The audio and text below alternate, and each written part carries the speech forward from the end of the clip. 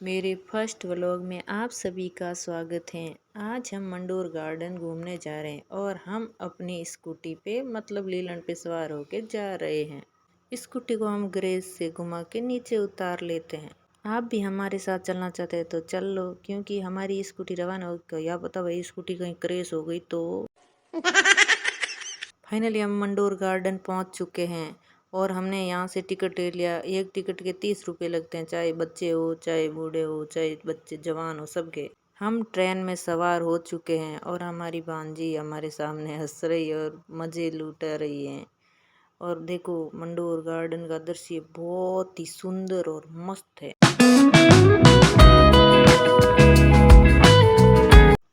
और मेरा लल्ला मज़े ले रहा है तो कभी तालियां मिला रहा था, कभी हंस रहा था, कभी खुश हो रहा था और इधर से इधर भाग फाड़ रहा था। ट्रेन अपनी 300 की स्पीड से अचानक से तेज चल रही थी।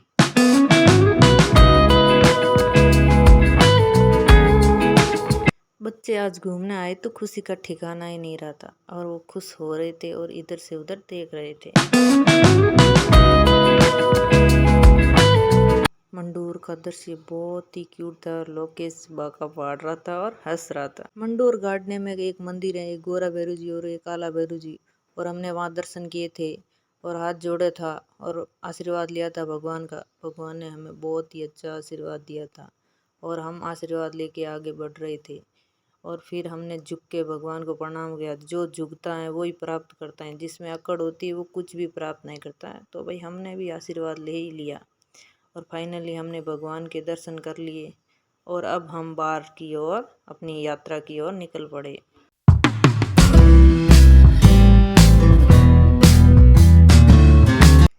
मंडोर गार्डन में देवताओं की साल बनी हुई है, जिसमें सभी देवताओं की मूर्तियां लगी हुई हैं और आजकल इन मूर्तियों को पैक करके रखा है, क्योंकि यहाँ तोड़ फोड़ होने की समस्या रहती है।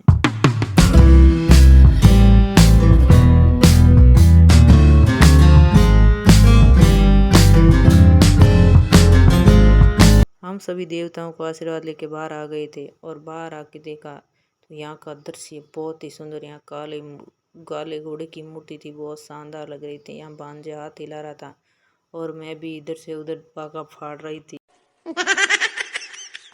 हम घूमने गए तो वहाँ बारिश का मौसम था तो बहुत ही मज़ा आ रहा था, क्योंकि तावड़ा नहीं था। और ये देखो एक थंबा महल है, ये एक थंबा महल बहुत ही सुंदर है। और तब मैंने भी सोचा एक क्यों नहीं एक वीडियो तो बना ली घूम के, और फिर मैंने घूमा और एक रील बना ली और फिर हम आगे की ओर निकल पड़े थे अपने टूर के लिए।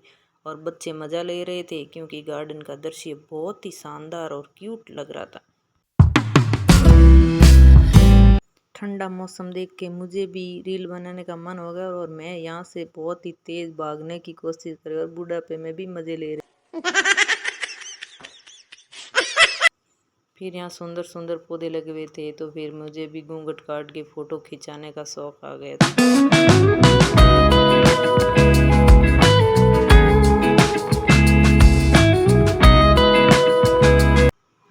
दुनिया में कहीं नहीं भी चले जाओ, लोकेश को खाने पीने के अलावा कुछ सोचता ही नहीं है। और हम तो भाई इतने रईस है कि चलते चलते भी वीडियो बनाने शुरू हो जाते हैं और घूमना शुरू हो, क्योंकि मुझे तो रील का फोबिया हो रखा है, इसलिए जहाँ देखो रील बनाना शुरू। एक नंबर की कंजूस बच्चों से बोतलें छीन के जूस पीना स्टार्ट कर दिया। जैसे हम आगे निकले, पैसेंजरों को लेकर ट्रेन जा रही थी और आगे अपनी रफ्तार से बढ़ रही थी। और आगे देखा एक बंदर, ओ मुझे प्यार करने की सोच रहा है। नहीं भाई ये तो हो ही नहीं सकता है, हिट भाग जा। मंडोर की प्राचीन राजधानी मांडवीपुर थी और यहाँ सभी राजा महाराजाओं के छतरी और देवालय बने हुए थे। वो बहुत ही क्यूट वास्तुकला के नमूने लग रहे थे और सब लोग यहाँ फ़ोटो खिंचा रहे थे। कोई नीचे उतर रहा था, कोई ऊपर चढ़ा रहा था और मैं घूमने लगी थी वहाँ ऊपर और कभी इधर देख रही थी खम्बे के और कभी उधर देख, क्योंकि अच्छा था लग रहा था।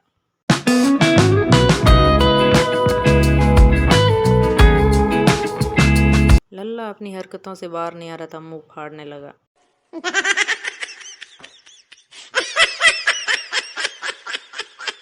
ओ मैं तो बताना ही भूल गई थी, यहाँ तो अपने है ना रावण फूफा का भी ससुराल है, एकमात्र ससुराल एक मात्र जोधपुर में ही है, जो श्रीलंका का राजा था, पर हमारे यहाँ ससुराल का उसको यहाँ की रानी पसंद आ गई थी। बारिश के मौसम में मंडोर का दृश्य बहुत ही खूबसूरत नजर आ रहा था। फिर हम भी अपनी रफ्तार से चलने लगे। मस्ते मस्ते तेरे देने, तेरे दिल को लगे ना चैन, तेरे मस्त मस्त दोने।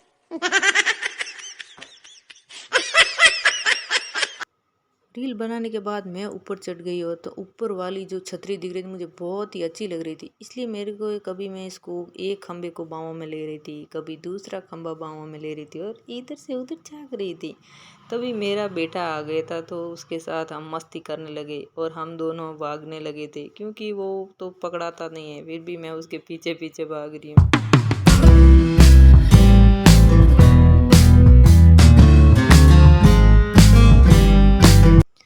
फिर हमने बनाई थी एक रील, क्योंकि पता ही है आजकल तो भाई रील का ज़माना है, रील का तो सबको फोबिया हो रखा है। फिर हमने क्यूट क्यूट फ़ोटो निकाले और हमें मंडोर का दृश्य अच्छा लग रहा था। आप भी कमेंट करके बताना कि आपको कैसा लगा।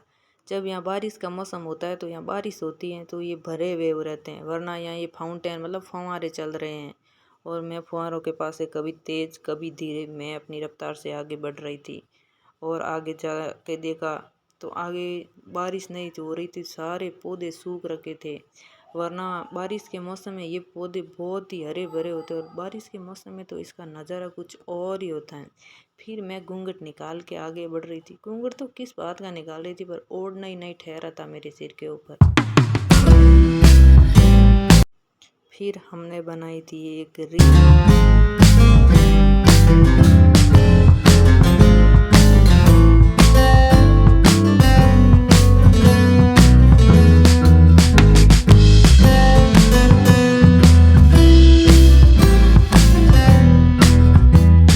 वीडियो बनाने के चक्कर में मेरा ओढ़ना कभी गिर रहा था, कभी खींच रही थी और कभी तो बीनड़ी बन के चलने लग जाती थी।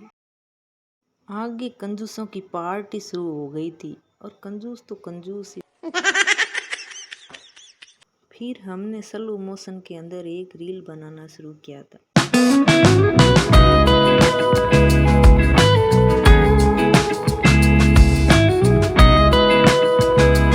मैंने स्लो मोशन बनाया था। ओ तेरी, इतनी तो तू शादी में भी धीरे नहीं चली थी, अब बड़ी ठुमके मार के धीरे धीरे चल रही है।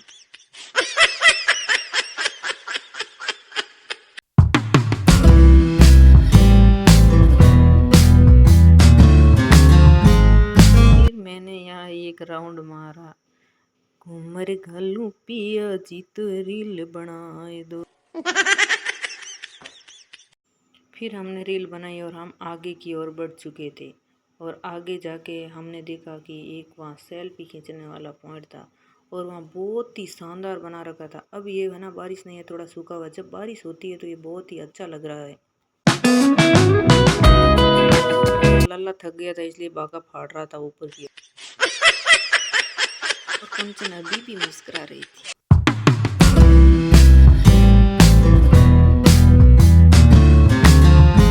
फिर हम वापस निकले थे कि वहाँ ट्रेन आ गई थी और ट्रेन आने के लिए भी आ सकती है और जब वापस जाते तभी ट्रेन में जा सकते। खाली दिमाग शैतान का घर होता, मैंने भी यहाँ घुमाना शुरू कर दिया। फिर बेटे ने जिद की कि मैं ये मिशन पार करूँगा, क्योंकि फौजी साहब का बेटा है ना आखिर, तो ये मिशन तो पार करेगा ही, उसके लिए ये चीज़ें बहुत आसान थी।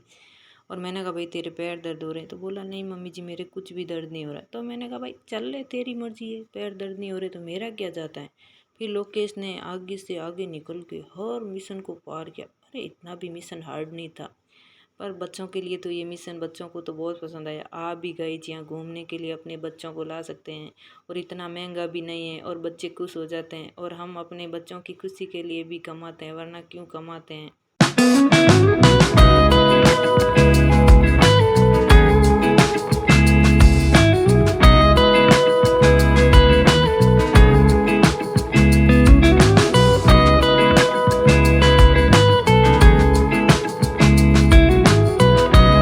लोकेश का लास्ट मिशन था इसके ऊपर बैठना। ओ भाई साहब, मेरी भी इसने तो इधर से उधर भगा भगा के इतनी बुरी पिट्टी करवाई।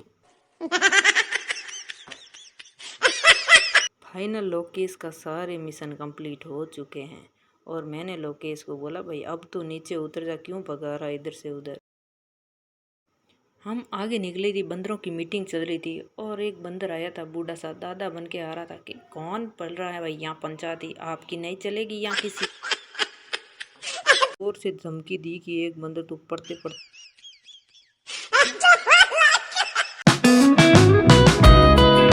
फिर हम थक के इतने थक गए थे कि नीचे बैठ गए थे। फिर भी रील बनाने का तो मन नहीं भरा था, क्योंकि रील बनाने के लिए ही तो आए हैं। लोकेश को भी बंदर को देख के नौटंकी सूझी और उसने बोला मैं बंदर की एक्टिंग करूँ, तो बंदर की तरह कभी कुछ कर रहा है कभी कुछ कर रहा है।